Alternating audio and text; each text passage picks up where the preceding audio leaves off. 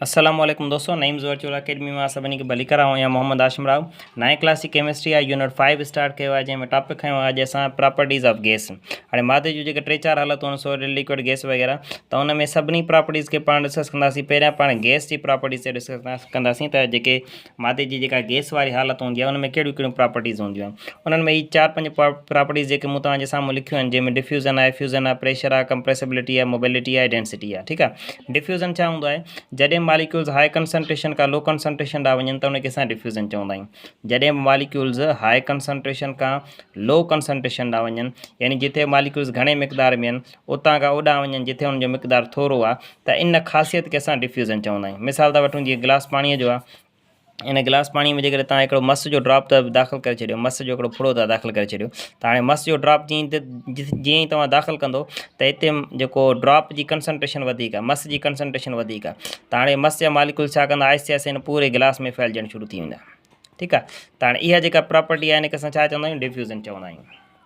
या ॿियो मिसाल था वठूं, जीअं तव्हां सिगरेट जो धुओं हूंदो आहे, सिगरेट जंहिंमें पीअंदा आहियूं, सिगरेट जीअं यूज़ कबो आहे त हुन मां जेको धुओं निकिरंदो आहे, स्मोक निकिरंदो आहे, उहो बि आहिस्ते आहिस्ते पूरे कमरे में फैलिजी वेंदी आहे, त उहो बि छा आहे? डिफ्यूज़न जो मल आहे। ॿियो मिसाल था वठूं, जीअं परफ्यूम कपिड़नि खे लॻाईंदा आहियूं त मॉलिक्यूल्स परफ्यूम जा कपिड़नि ते हूंदा आहिनि, उते हुनजी कंसंट्रेशन हाई हूंदी आहे, पोइ आहिस्ते आहिस्ते पूरे माहौल कमरे में फैलिजी वेंदा आहिनि। त इहो बि छा आहे? मॉलिक्यूल्स जी हाई कंसंट्रेशन खां लो कंसंट्रेशन ॾांहुं मूवमेंट आहे। मॉलिक्यूल जी हाई कंसंट्रेशन खां लो कंसंट्रेशन ॾांहुं जेका मूवमेंट हूंदी आहे, उनखे असां छा चवंदा आहियूं? डिफ्यूज़न चवंदा आहियूं। ऐं डिफ्यूज़न गैसुनि में बि थींदो आहे, यानी गैसुनि जी हिकिड़ी प्रॉपर्टी आहे त उहे डिफ्यूज़न बि कंदा आहिनि। ॿिए नंबर ते आहे एफ्यूज़न।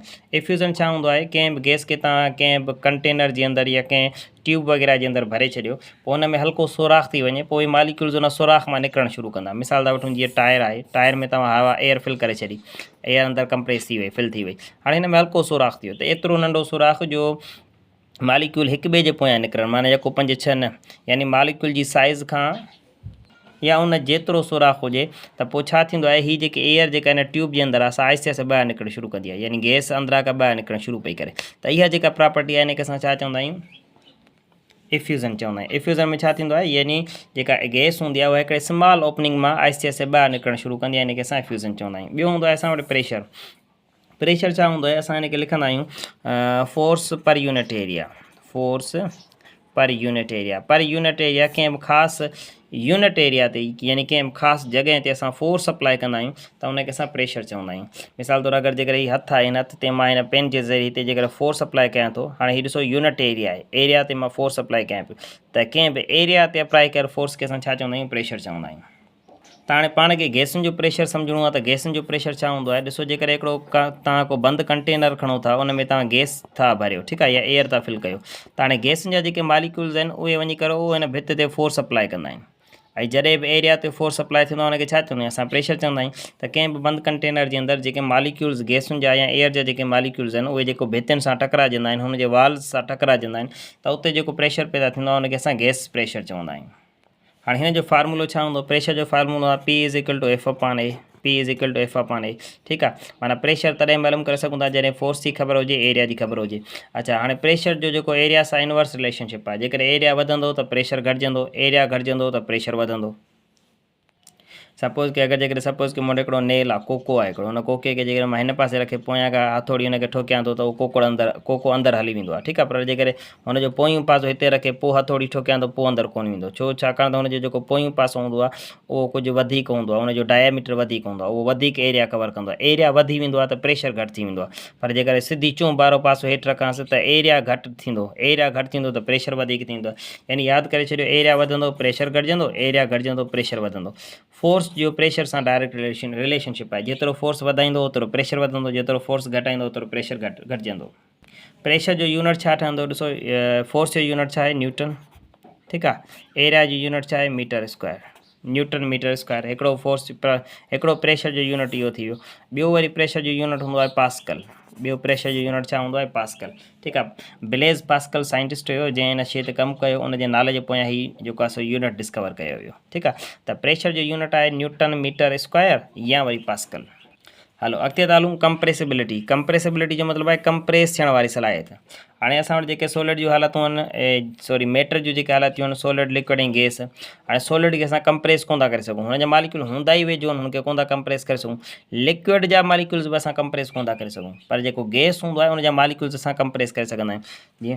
जीअं घरनि जे अंदरि सिलेंडर वग़ैरह हूंदो आहे, सिलेंडर जे अंदरि ॾिसो पहिरियां खां एयर मौजूदु हूंदी आहे। हाणे अगरि जेकर मथां खां असां ॿी गैस मोकिलींदा आहियूं त उहा गैस बि हुनजे अंदरि पइजी वेंदी आहे। पोइ जेके पहिरियां खां मालिक्यूल जेके हिक ॿिए खां परे हुया, पोइ हाणे उहे मालिक्यूल आहिस्ते आहिस्ते वेझो थियणु शुरू थी विया, यानी उहा कंप्रेस थी वई।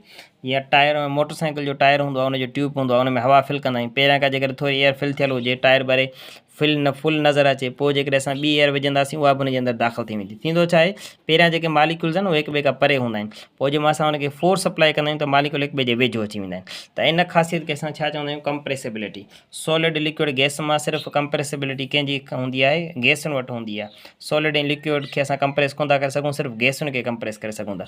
ॿी हूंदी आहे मोबिलिटी। मोबाइलिटी छा हूंदी आहे, मोबाइल मीन्स मूव करणु। गैसुनि जा जेके मालिक्यूल्स हूंदा आहिनि उन्हनि में इहा प्रॉपर्टी हूंदी आहे, इहा सलाहियत हूंदी आहे त उहे हिकिड़ी जॻह खां ॿी जॻह ते आसानी सां मूव करे वेंदा आहिनि। गैसुनि जा जेके मालिक्यूल्स हूंदा आहिनि उहे मोबाइल मालिक्यूल्स हूंदा आहिनि, यानी उहे आसानी सां मूव करे वेंदा आहिनि। ठीकु आहे, उन खां बाद में लास्ट में असां डेंसिटी। डेंसिटी खे असां कीअं बयानु कंदा आहियूं, डेंसिटी खे असां लिखंदा आहियूं मास per unit volume. Mass per unit volume is called density, is called density. जॾहिं बि असां कंहिं बि वॉल्यूम मख़सूस वॉल्यूम में कंहिं बि शइ जो केतिरो मास अचे थो उनखे असां छा चवंदासीं, डेंसिटी चवंदासीं। हाणे हिन ॻाल्हि खे थोरो सम्झिजो, चए थो केतिरो वॉल्यूम आहे, मीन्स सपोज़ के इहे एतिरी जॻह आहे, ठीकु आहे, हिकिड़ो कंटेनर, हिन में तव्हां कप था विझो, छा था विझो तव्हां, कप। हाणे कप हिन जे अंदरि अची वई, पर साॻिए नमूने सां साॻियो वॉल्यूम हुजे, यानी साॻी साइज़ वारो कंटेनर हुजे, इन में तव्हां वरी आयरन लोह था फिल कयो।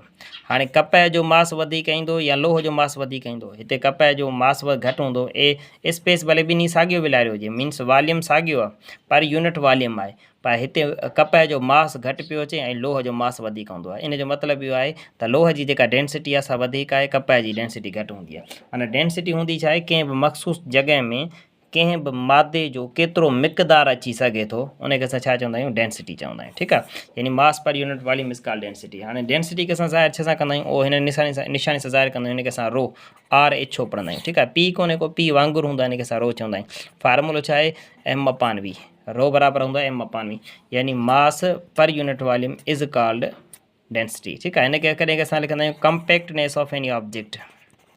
कॉम्पैक्टनेस ऑफ एनी ऑब्जेक्ट, का बि शइ आहे उहा केतिरी कॉम्पैक्ट आहे, यानी हुनजा मालिक्यूल्स केतिरा वेझो आहिनि हिक ॿिए जे, उनखे बि असां छा चवंदा आहियूं, डेंसिटी चवंदा आहियूं। डेंसिटी जो यूनिट छा हूंदो आहे, डेंसिटी जो यूनिट हूंदो आहे डेसीमीटर क्यूब। ठीकु आहे, डेसीमीटर क्यूब थींदो आहे, सेंटीमीटर क्यूब थींदो आहे, या मीटर क्यूब थींदो आहे।